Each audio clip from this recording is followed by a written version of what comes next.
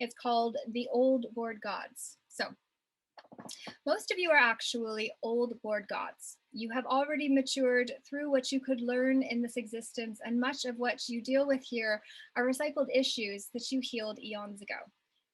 Let's put it into story form. There were all these young aspiring gods who were stuck in physicality who came up with a brilliant idea. They said to you, the old board gods, a lot of things are being set into motion. Let's help ourselves and the whole universe at the same time. Let's have a birth. That's what you are all doing. You're going to birth a new universe. So here you were, these old board gods. You had already gone through your issues, and you did it before physicality was even an idea. You had already graduated from some other school of manifested form. You had a manifested form already. You had gone through the lessons and you were sitting there half bored. These apprentice gods came up with a plan that sounded like a good idea because on the other side of it, you'll not be bored anymore. And boredom is actually the upper emotion of the negative spiral in the high rise of emotional awareness, which is based on Abraham, the consciousness channeled by Esther Hicks's emotional guidance system. And so boredom is literally at the top of the downward spiral of emotions that take you through the range of emotions that are trapped in a not now moment, down to depression, where you feel like you have no ability to change anything and feel completely helpless and hopeless. So these young gods knew that they weren't able to pull this off without your help. So most of you said, oh, we can do that. We've already been through all that. Now, the young developing gods thought that if they could get the help they needed, they could get out of physicality and orchestrate a birth of the universe. Additionally, they would be able to merge with 12 levels of creation and wisdom and be able to go back to their origins. They were really excited. You, the old gods, were tired and bored. You'd made a new planet today, and it didn't look a whole lot different than yesterday's. You had run out of new ideas. So when these young gods approached you and said, hey, you're our big brothers and sisters, and we have this brilliant idea. You're going to have fun with it. And you, the old gods, bought it hook, line, and sinker. We need some help, and you can do it better than we can. And of course, this was good for your egos, which you, of course, didn't have. So they told you the plan, and you were smart enough not to get stuck in it. You, the old gods, got guarantees and assurances from some of your friends that you would get out of physicality if you went into it. Most of you are under contract and you're going home no matter what. So a lot of you came into physicality because these young gods had asked for your help, and you yourselves went to a higher court to ask for help with it. You asked for a contract so you could go through the terrible dead zone into the denser portions of physicality, losing your memory, and pull this grand and beautiful scheme off. Then you wanted to be pulled back out. You went around and contracted with all your different specialist friends because the young gods wanted your help. Now, the only thing the young developing gods really needed in physicality was life. The only things they really needed in order to pull all of this off were an added dose of joy, love, and excitement, and an intensity for life. A lot of you old gods said, oh, sure, we can do that, no problem. They knew you were bored, and they convinced you that you could take a vacation, go through the dead zone, and forget who you were. Then maybe you could get excited again when you got there.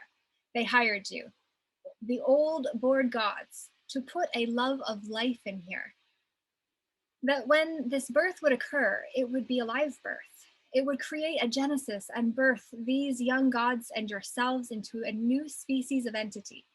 Now, many of you were going to ride it through in your lifetime. These gods know that if the birth were created out of what is here, its success would be questionable because hardly anyone on this planet loves life and wants to live. There is no will to live here. Hey, speak for yourselves.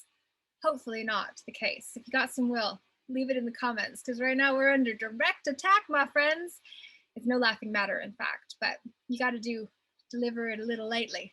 Because if you send the Joker, then when you get what the Joker warned about, then they say, well, we warned you. You didn't listen. So ignorance is not bliss. It actually comes with liability and culpability. Oh my. Yes, I know. Divergent. Okay. There is no will to live here. For some. Your attitudes have been bored and hopeless. For a live birth, you need a will to live and a strong love of life. That's why you hired on. Most of you from childhood have sensed a purpose or mission to your life. You knew you were here for a reason. Your reason was to come here and put love and joy into the place. It was to come and have fun, live life, be excited, and you all volunteered because it sounded so good. So most of you are old gods that can make anything you want. A planet, a minute if you like. All of your concerns and issues here are really no big deal. But since you're here, you like to play the games that everyone else is. You like the game of struggle because underneath it all, you're still bored. You still say, life isn't that much fun, not that exciting. I'm not having that much joy. But that is what you were hired to do. A lot of you, by your natural vibrations, are doing it, and other people around you can feel it, but you don't. You thought that it would be an easy job, but it is a hard one because life and joy aren't here. The people don't want to live. That's why you were asked to come to instill life in the planet. You see, your system of reality here is a hodgepodge of everything that has ever existed since the origins, and the origins are further back than you have any idea. If we started with the number 35,000 and put a billion zeros behind it, everything you have become started further back than that. You are a recent addition. You are also a homogenization and coagulation of everything that has been before you. Your bodies contain within them the knowledge of everything that has ever existed anywhere. You are being held in a womb, the mind of a creator source. You are being held in consciousness. You don't have just one source, or is, as we will call them. This source has a progenitor who has a progenitor, and so forth, just like your pedigrees. In this system of reality, you've never been exposed to the energies and growth potential of more than 3 generations of Ises who helped with the creation and support of this universe. At this time, you have windows lining up so that the next 9 Ises beyond this are going to put their vibrations in here for the very first time. That is going to create a species shift, and your bodies are going to make a biological change. You see, your planet is the nucleus of it all. It is a star with an extra R, or a nucleus that clones itself to make a new cell. Your planet is a star maker for a universal birth. It is cloning itself, but you are in the stage where the 2 cells or planets are still connected. Now, the idea was to build up the intensity and life in this new cell, shove it off from the other, and collide and merge with all the wisdom of the incoming Ises. On the other end of this, you would become a grander species having the knowledge of everything in manifested existence since the beginning of time, plus the knowledge of the next 12 Ises. You'll do all this in 3 seconds, and it will be the biggest bang ever. So this was the brilliant idea these juvenile gods came up with. Of course, it was passed on to them from other places. Everyone wants to take credit for it now. Then it was a dumb idea. In all this, the planet has to have enough thrust going out to create a hole in the fabric of the womb of this universe, push through and birth. But at the same time, the mind of your source is going to close down. Everything within this womb, including you and your planet, will be reduced to a single cell and shoved through time and space and Genesis into a new universe. The only problem is that it doesn't want to live. You see, in this single cell, you have every possibility, every probable reality, everything you've ever thought, but never followed through on, everything that ever existed, and it wants to die. There is no will to live in it. If you punch this out of the womb, it's just going to fizzle. You'll have a stillbirth. You have to make it want to live. You were hired to have fun, good times, to enjoy life, to get excited and find the miracles, to see the marvel and wonder at it. All of that will imprint the inside of this medium so that when it closes down, gets pushed through and touches the medium of Genesis, it will say, I want to live. Then you have a system that is going to grow like crazy. It's going to be totally different than this one, but it will be created by this one. That's what you are all part of. It's kind of hard to love life and yourself and have lots of fun when you don't have self-worth hormones. And right now, your bodies don't have them.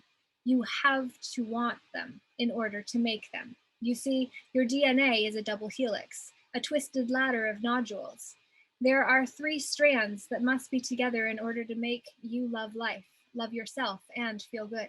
If these 3 are in place, you have self-worth. You have love.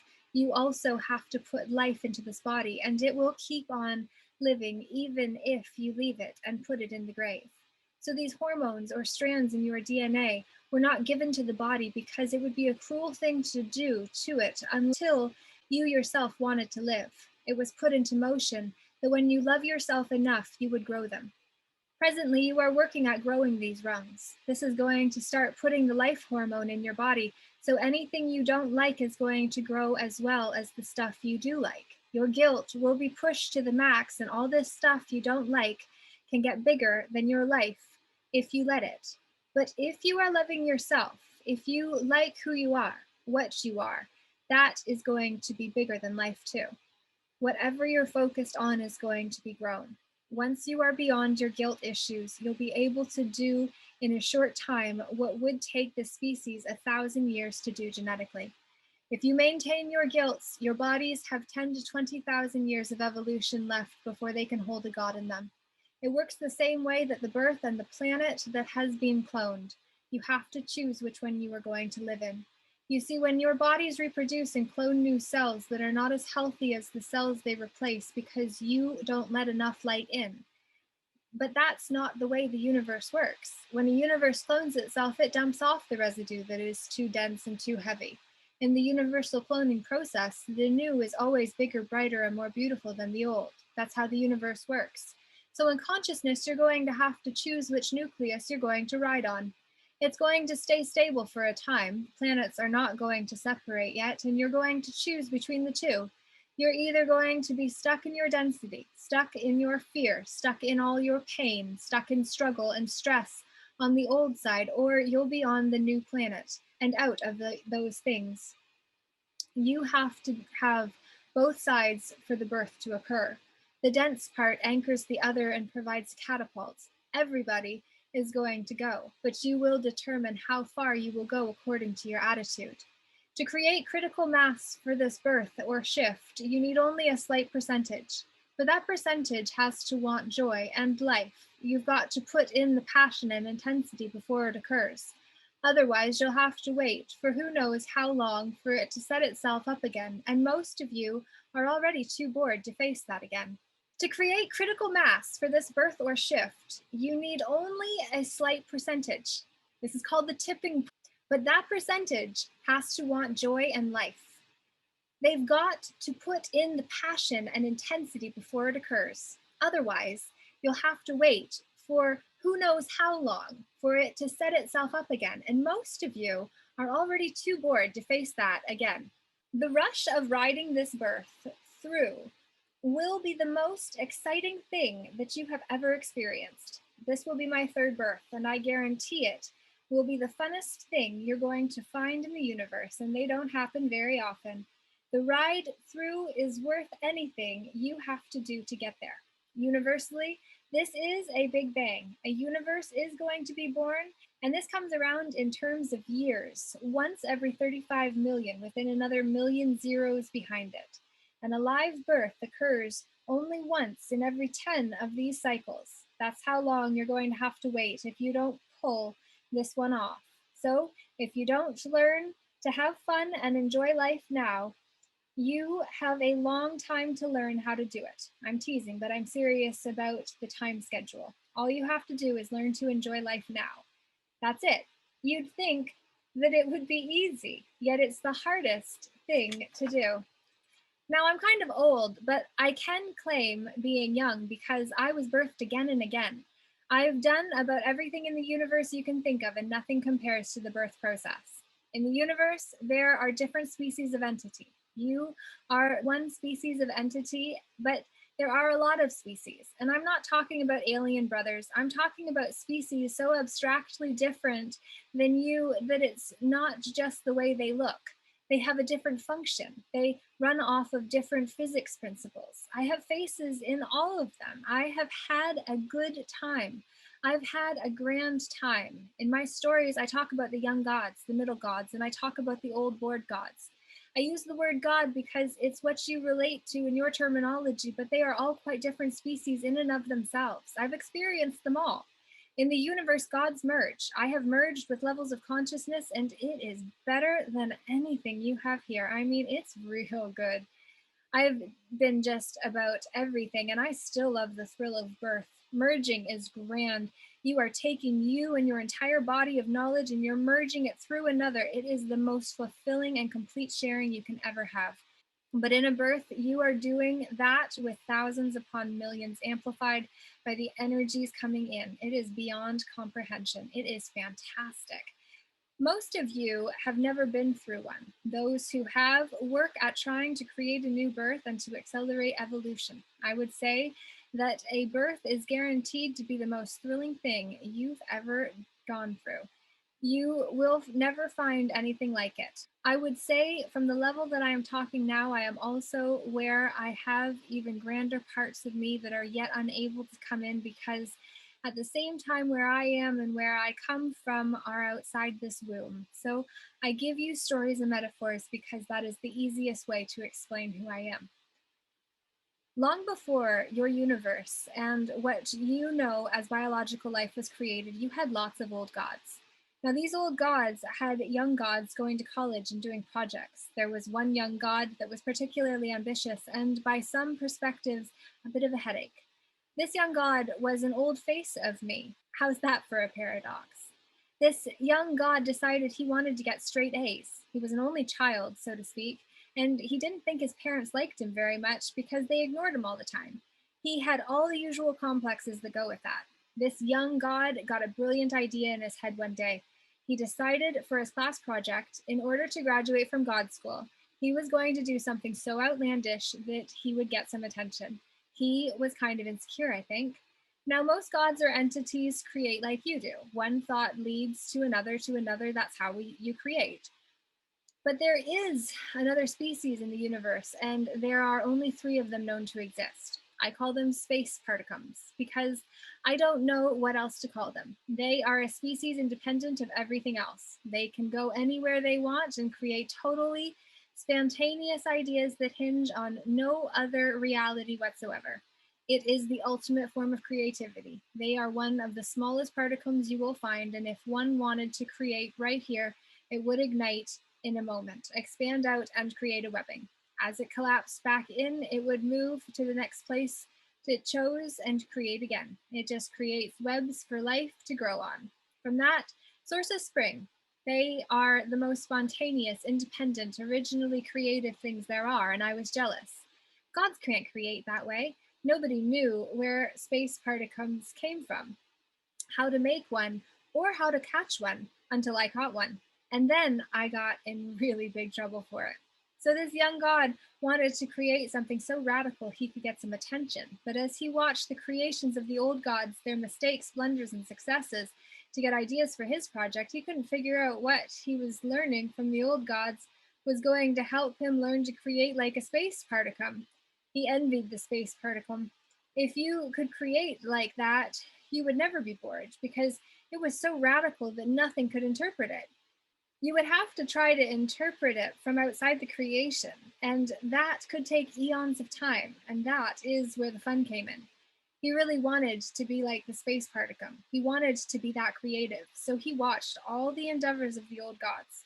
Now, gods, whether old or young, go into sleep cycles. They have to respirate. Sources, on the other hand, are a different species, and they just source raw material, knowledge-based love stuff, but they cannot think. If the source thought for 1 second, it would destroy itself and collapse the universe. Sources and creators are separate. They have always been separate.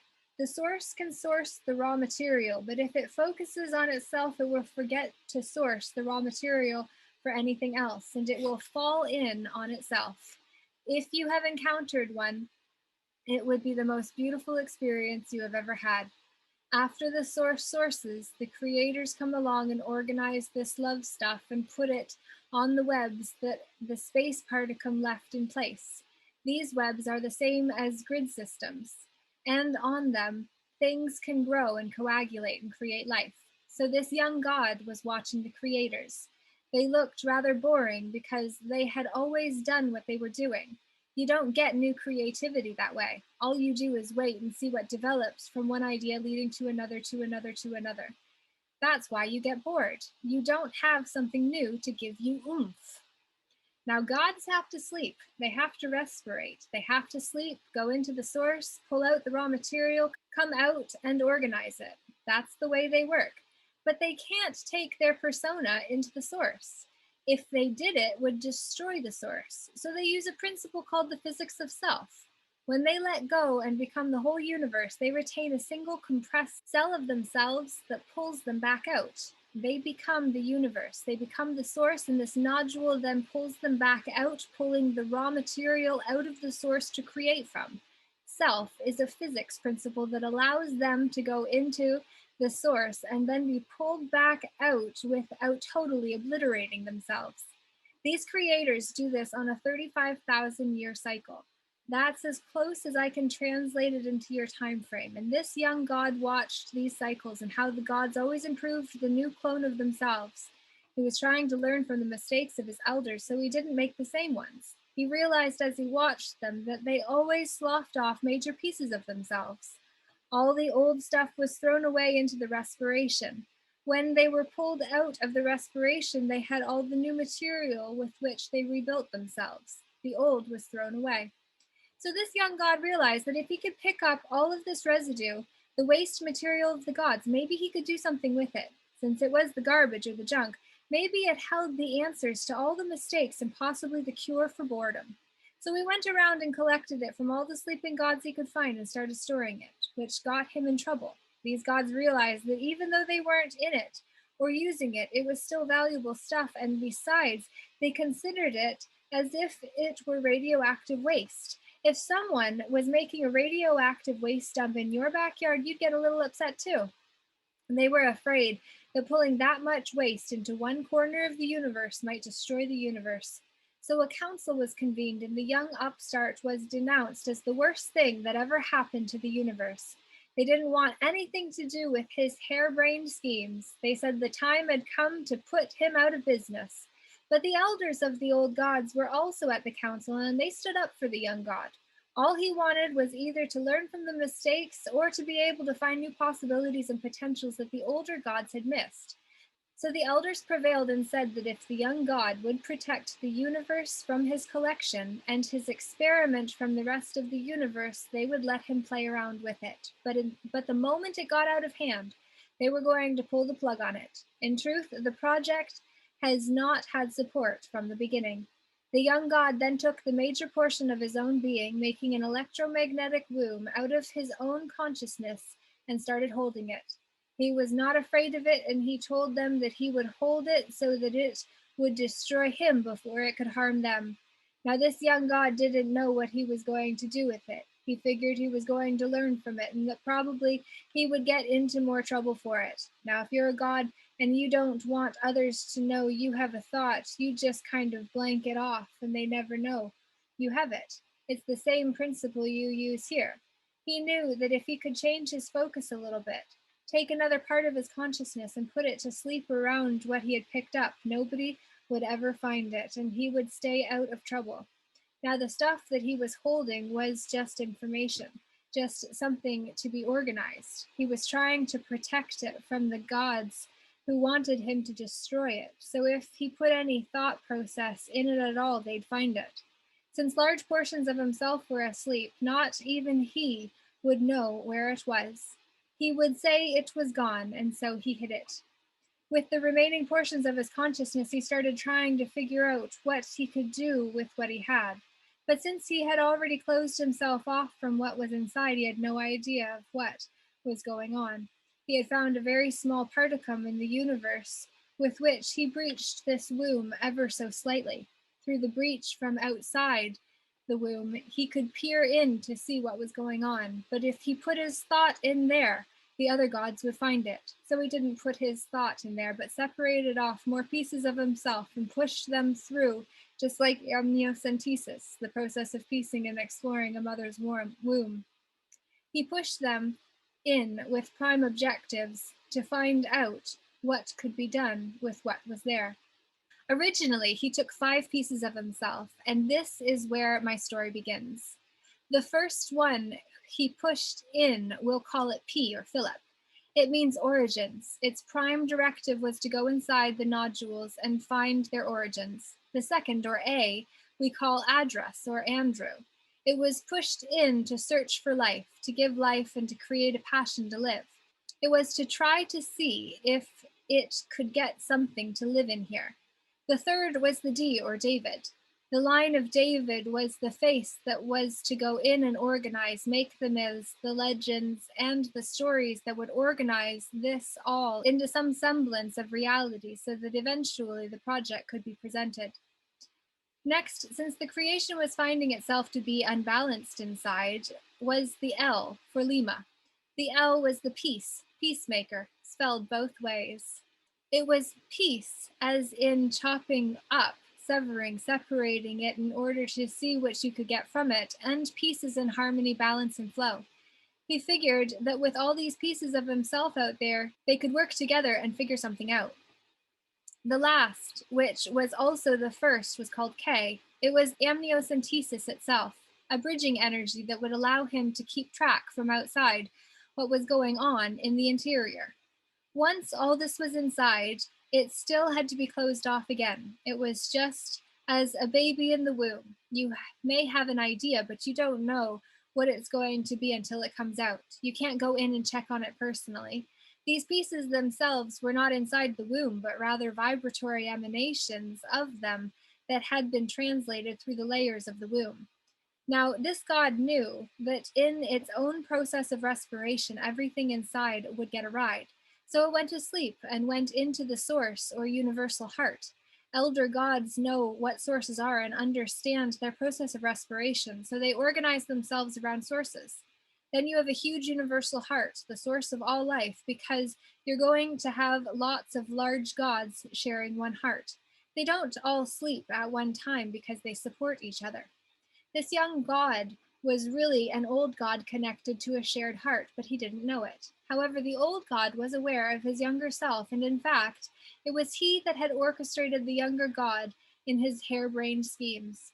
Now, this old god went to sleep in its respiration, knowing that his project was safe and that when he woke up, he could figure out what to do with it. In the meantime, during the process, as he went into the source, he forgot that he had breached the womb of his consciousness. Now inside, gods were forming and gaining identities out of the refuse. These became most of you, the old, bored gods. You were the tired part, sloughed off in the respiration. Now these gods that were forming got curious when stuff from this source started leaking through the breach.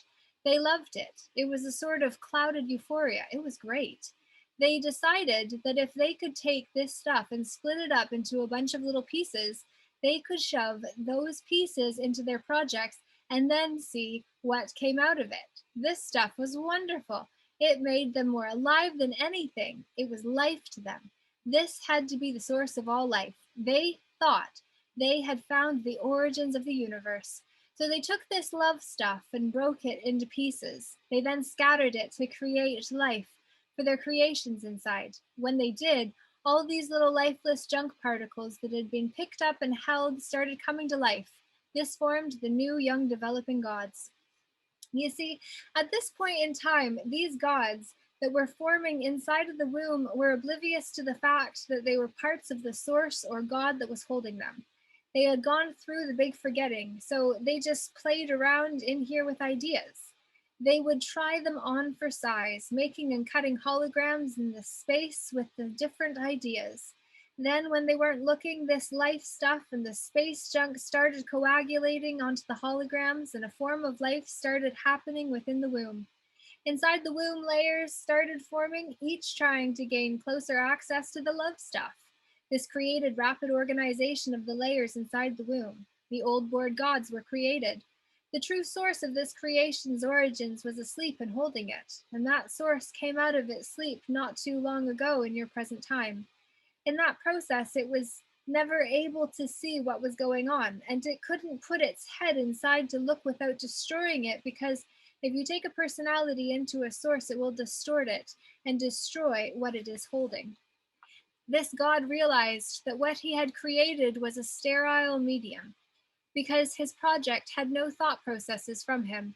This meant that he, for a god, had gotten as close to creating like a space particle as anybody ever had, because there was no way of knowing what the creation was going to be. In the process of this god's sleep, all sorts of things occurred inside: hierarchies, systems, realities, planets. This is one of the few universes where there are planets. That is how abstract some of these other realities are. This god was outside, feeling the pushing on the edge of the consciousness from inside the womb, which began to wake up. It knew that what was developing and incubating inside was grand, because it was getting some messages through the breach, but it had no idea what it was. So it put another layer of itself to sleep, to hold that layer and another layer and another layer, just to protect itself from waking prematurely. This created the generations of ises and faces holding this reality from outside the womb. It knew the moment it awakes completely, it would close down to a single cell and create birth.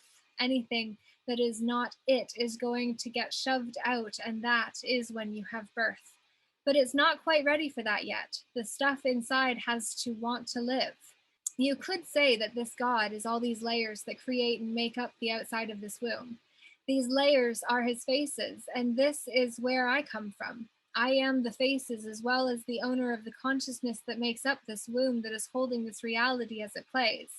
The faces that were originally projected into the womb have split and incarnated. The original ones were very strong entities because they were core gods, but they split and split and split far enough to get subatomic structure, mass, and matter. The A strain is dead except inside the womb, and most of what is here has been corrupted and closed off. That is the passion for life. The L strain also exists nowhere else but inside the womb, and it too is rare. So if this birth is pulled off, these gods will be resurrected, so to speak. If not, they cease to exist for all eternity. The P was the first one in, and it went scouting for origins to see what needed to be created. Then it called for A, the L, the D, and the K. They stayed together for a while, after which they fractured into large pieces and then separated and homogenized into waste nodules. You are the experiences out of all these gods. Now, with all these extra layers that have been created to hold this universe while you play, and as you gain a desire to exist as individuals, along with your steady growth and expansion inside of it, you were taking up too much space. So this god was told that he had to go on a diet or wake up and close down because others wanted some of the space.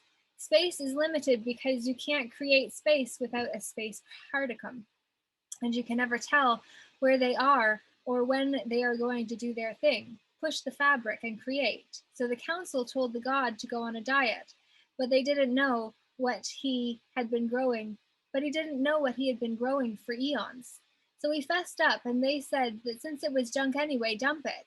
But he protested that there was something growing inside, alive and viable, and he said he wouldn't dump it.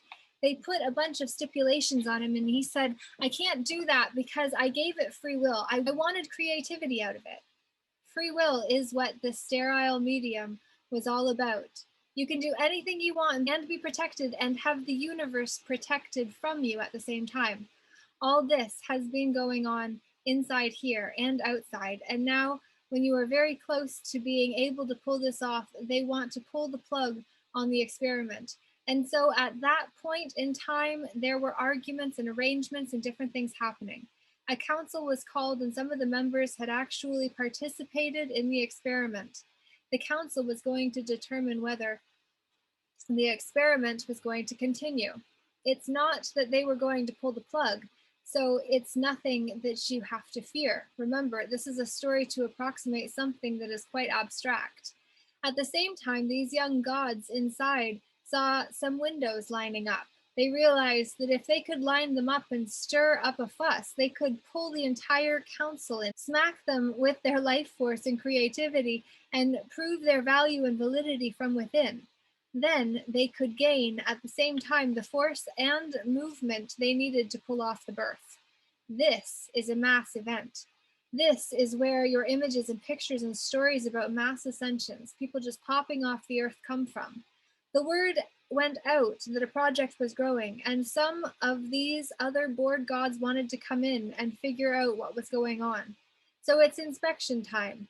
That's why you have entities on the inside telling you you'd better get your act in order.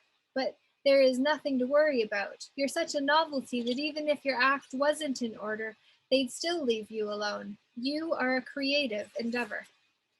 When this started moving, when enough of you started screaming to get out, you set up a resonance that finally started waking up these layers. My job from the outside is to make good the contract some of you hold that assures your ride home when the time is right. This contract assures that no matter what, you will go home.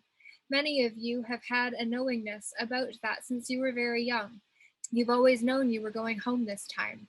You came here to have joy and live life. This will give the new universe the life it needs to create a most beautiful birth. My portion of it all is timing and orchestration. I keep track of what is going on outside the womb and inside the womb from this layer. I have many faces inside and have incarnated 85,000 times and loved it. I have ascended 960 embodiments. Some of my faces, just like some of yours, have gone haywire. I still love them. Others of those faces are very beautiful, very intricate, very important parts, because this is a project that everybody is involved in, not just one or two here and there. You've had teachers through the eons, and their main job has been to teach you to love yourself and to know you exist. Most of you don't understand free will. While you're held in the womb, you couldn't die if you wanted to, not permanently. The greatest free will you are going to be given ever is the free will to exist or not. Granted for the first time, this is the ultimate act of free will and unconditional love. It will be self-selected and chosen. So through the ages, there have been many teachers with one message: love who you are. I am. I exist. Now you can look at yourselves as being made up of a lot of waste products, and that might help you understand why you don't like yourselves, because you were originally rejected. But if you do like yourself, then that's great, because you are getting the refuse to like itself. That's a pretty fair accomplishment by any standards. But a lot of you don't realize that you are a whole lot more creative than a lot of gods that have come along for a long time. It is because you were left to run free and wild inside here. Everything you ever thought, any possibility you ever came up with, can be a reality in the new universe. You know how your hawks and eagles soar? How many of you have ever tried to become one? In the new universe, you're going to have flowers that can feel, trees that can think, and birds with your intelligence, because it was a possibility you gave them here. The rose that smells and feels so wonderful when you touch its petals, you're going to have roses that can feel you back. You are a lot more creative through your ignorance than you would have been with someone telling you what to do. You are very literally the creators of the new universe because no one else has participated in it. You know how you feel when you are trying to create something and you have a million thoughts running through your head, so many that you end up not doing anything. The new you in the new universe will be able to do every one of those thoughts with ease. Here, you have a dead zone and a separation. You use your dead zone for your atmosphere and gravity. That is what gives you the friction to stay in orbit. But you never knew you had a dead zone, so your next universe won't have one. Your desire to live forever, those in the next one will be able to do so with ease. All of your dreams will be birthed there as potential. Here, the best you can do is to make a hologram and hope you fall into it. There, the inhabitants will be the gods that you dream of being.